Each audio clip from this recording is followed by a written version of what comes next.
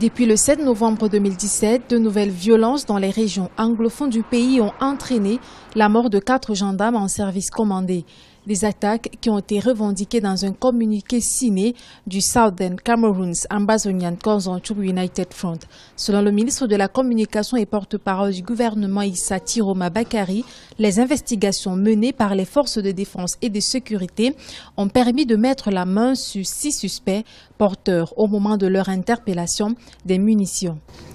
Au cours de leur exploitation à la Légion de gendarmerie du Nord-Ouest à Bamenda, les suspects dont je viens de donner le nom ont tous avoué être les auteurs de l'attaque du lycée technique de Djakiri le 6 novembre 2017.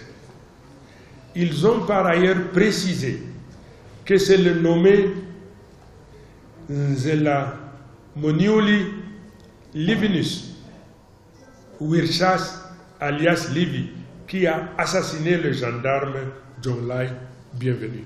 Face à cette escalade de la violence dans ces régions, il est clair, selon le porte-parole du gouvernement, que ces attaques démontrent à suffisance la déclaration de guerre lancée par ces activistes de la sécession au Cameroun. Les sécessionnistes viennent de déclarer la guerre à la République.